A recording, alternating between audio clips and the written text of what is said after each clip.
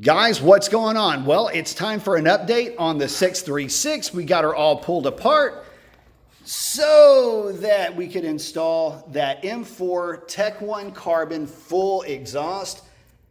Guys, got to send a huge shout out to Kyle over at M4 for hooking me up with that 10-inch can. Love the way that it looks, love the way that it sounds, and also a huge shout out to Hunter, Tommy, and the rest of the gang over at Stub Cycles and Stub Service for hooking me up with the price on this exhaust. Guys, I truly appreciate it. So, let me give you guys a quick grand tour of this thing since we got it all completely blown apart. Here's your air box, no filter, no top cover, anything like that. These are the two-wheel Dyno Works velocity stacks. Going to help this bike breathe a ton better up on the top end of the RPM range.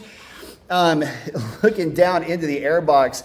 So this intake right here, that massive intake, flows straight through the frame into the air box and force feeds this cavity full of air. So yeah, nothing holding this back.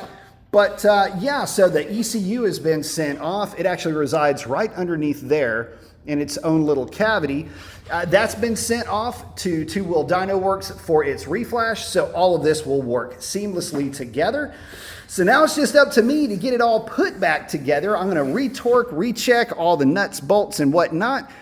Start putting this bike back together, and hopefully the next time you see this thing, it'll at least be in more than, well, at least be kind of in one piece, right?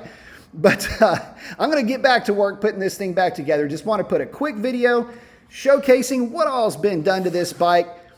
I gotta say, it was a pretty easy process getting the exhaust on.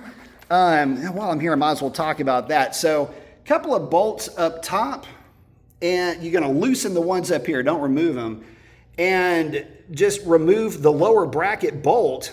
And what I did is I just zip tied it to the front wheel and had all the room in the world that I needed to get those header pipes in. I assembled the entire header beforehand, put the gaskets on, stuck them on there with a little bit of grease, and it just popped right into place. Absolutely nothing to it. Guys, I gotta tell you, okay, so the toughest part of all of this is removing the bodywork. I gotta say, the Kawasaki, I love how it looks, and it is a, functionality with the, that wing up front and all that. It's really cool, right? But this thing, it's not like a Suzuki where it's made to be disassembled. This thing kind of whipped my butt a little bit, but hey, we're here and I know how to put it back together. But yeah, it took me far longer to remove the bodywork than it did to install the exhaust, by an order of magnitude different. So it's not the exhaust install that'll drive you nuts on this thing. It's removing all the bodywork and putting it back on. Oh, and in terms of total savings, in terms of weight and all of that, it looks like it's coming up, if you include the brackets and everything else, you're looking at about 15 or 16 total pounds saved with this kit versus the stock stuff. It's a lot. One other thing, so as you would expect, all of the servo motor and servo cables, all the butterfly valves and all that are removed. So yeah, you end up getting a nice little chunk of trunk space back. I like that.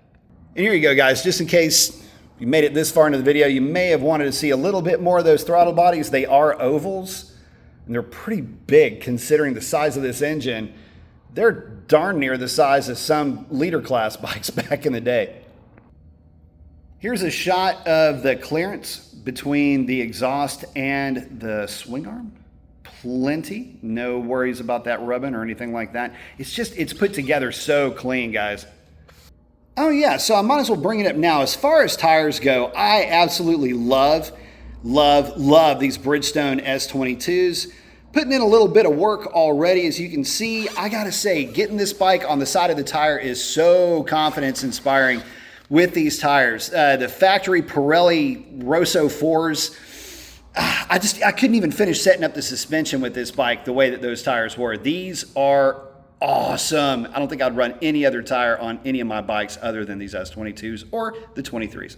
So there you go, guys. I'm about to start putting this thing back together. We'll get that ECU back from Two Wheel Dyno Works. This thing will be making a ton of power, and it's going to be sounding good, running good. Cannot wait to get this thing back on the street.